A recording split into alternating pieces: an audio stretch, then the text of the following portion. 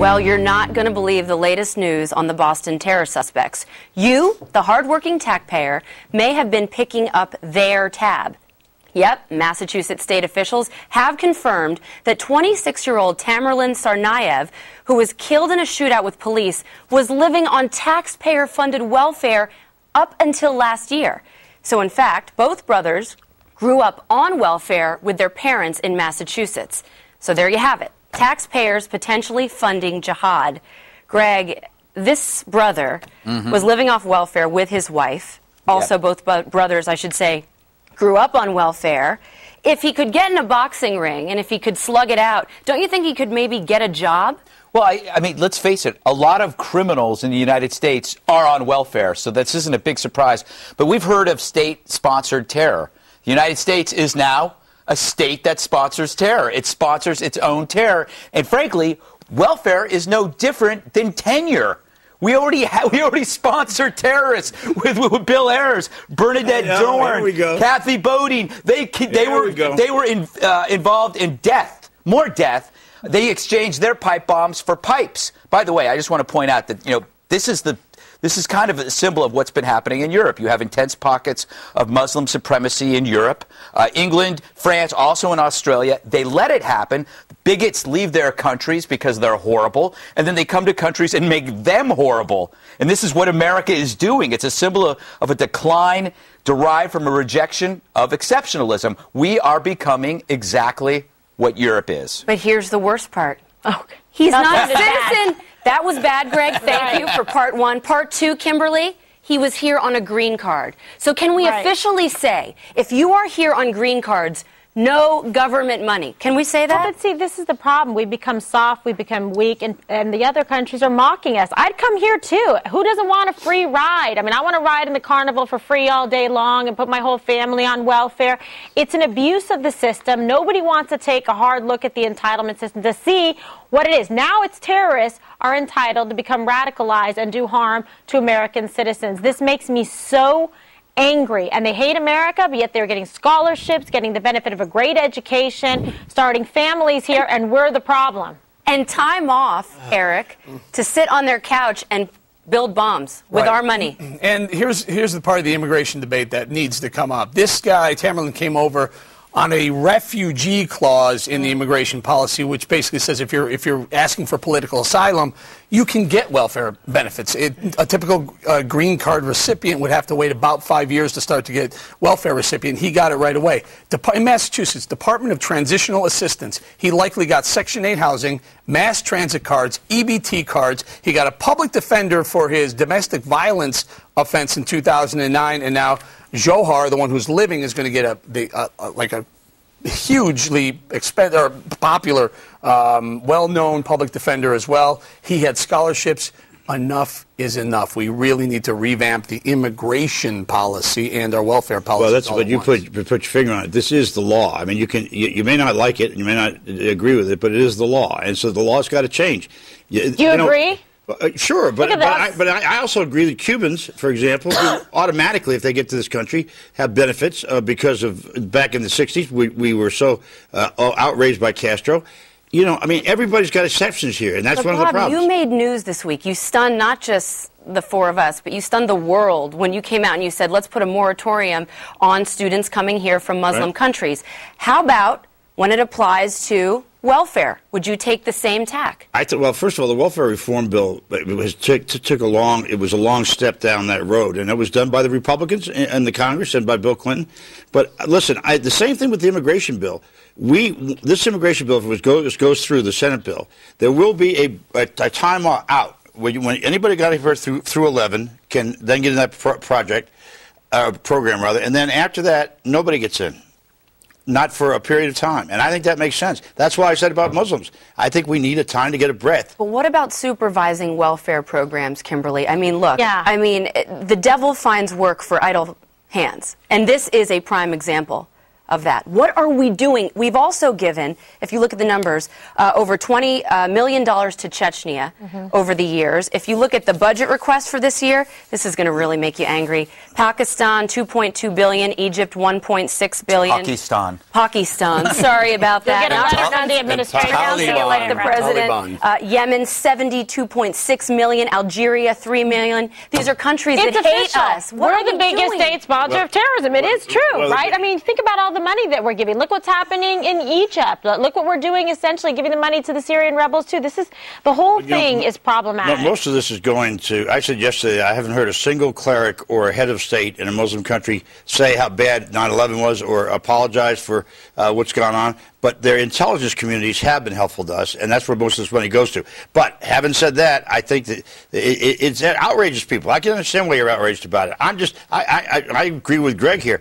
I would tell you that most of the families of people in prison are on welfare. Whether they're white, black, yellow, it doesn't matter. Eric, the mosque that these two brothers attended, it looks like, has ties to radical Islam. And so many of these mosques often do. These clerics preach hate.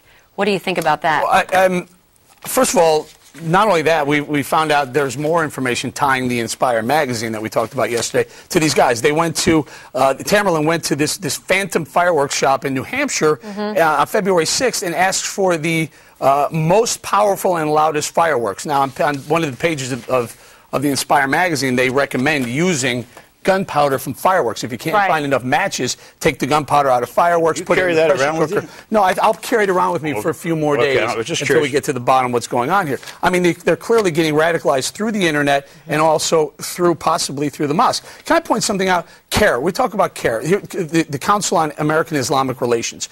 Where is CARE? They denounced the bombings on Friday, right after it happened. Okay, but they haven't since. So I emailed Ibrahim Hooper, who's their representative. He's their spokesperson, and I said, Mr. Hooper, do you care to respond? He said, about what? I said, about what's going on, what we've learned since the bombings. He came back and gave me the April 19th presser. They're telling me we have sound. We have sound. I'm letting you finish your point, but we have sound. Let me finish the point, you guys. The point is, I said, no, but that was April 19th. I said, sir, give me one or two lines on what we've learned since April 19th, Friday. There's been a lot of information that's come out where they studied, where they prayed, etc. And he said, just no comment. Nothing came back. It's just ridiculous. This is an opportunity for American Islamic relations to get better. I want you to respond, Greg, because you made this point yesterday on the 5, but they're telling me we have sound of the executive director of CARE we have to get to, who came on the O'Reilly Factor and had this to say to Bill. Radical Islam is the primary driver of terrorism in the world. Would you admit that? No, you wouldn't admit that. Your statement is absurd because you're trying to redefine religion for me. You're trying to define my faith to me, and I'm telling you, Islam. I'm telling you that radical Islamists, under the banner of jihad, are causing the most intense terrorism the earth has ever seen. So either you're naive, or I mean, you're just way out of touch. Do you not have a television set? Bill, I think you're just making up some stuff about Islam. And I'm telling you, Islam is a peaceful religion. And he would not condemn Islam. Greg? Well, I was thinking, you know what? The poor guy keeps denying the existence of radical ties. So I was thinking, if you're an American, oh my gosh, go down, buy a radical tie, mail it to CARE. Their address is 453 New Jersey Avenue, Washington, D.C., 2003. Send them a radical tie because they exist. Yeah, but this one has a donkey on it. This one has, I think that's a Seattle, some horse. But the orange one's kind of nice. Yeah, and this has trucker ladies on it. Wait, did you steal this one from Bob? No, I found this on the street, actually. You know what's great, though? I love the story that I love most.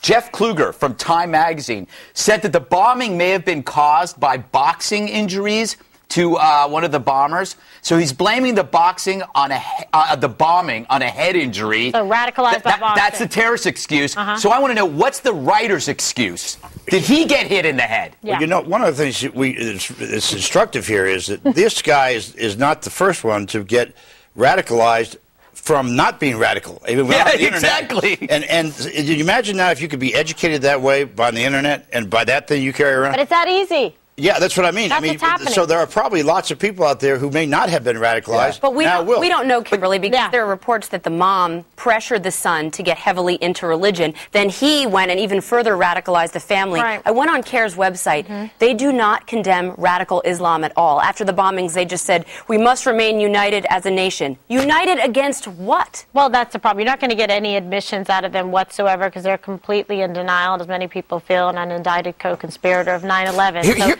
They're completely useless. I don't think they're ignorant about it at all. They know exactly what's going on, and they're not going to disavow any of this. Can I just jump in here? And the reason why you won't see them disavow radical Islam, because listen, in this magazine, follow these precautions.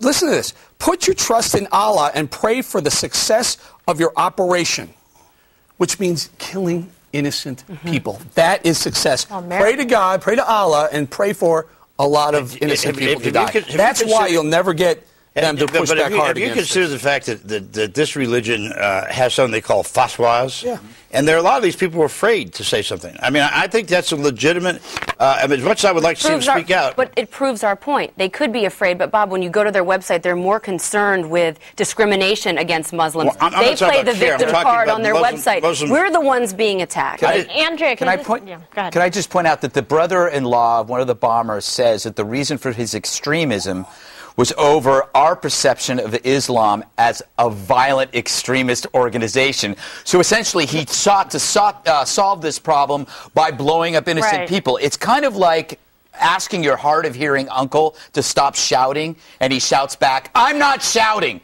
You cannot argue with Muslim supremacy. As long as they adhere to that kind of bigotry, you cannot argue with them, and all you're going to get is more terror. I had an uncle who had one of those things that you stick in your ear, those big phones things. You still couldn't hear anything. That was a banana. What I was saying is you can't hear based on Bob yelling in your ear at all. I've lost it all. Send donations for my left ear. But yeah, they act so innocent all the while they're reading this, conspiring against the U.S., collecting benefits. But not all of them. All of them are like that. I'm talking about these individuals, milking the system while they're planning and plotting to blow us up. It's laughable. It's laughable. That's how easy it is. They were able to do this. But if you think they acted alone, think again. Where did they get the money for all this and for the M4 carbine that they had? All of that cost money and a 6-month trip to Russia. Up next.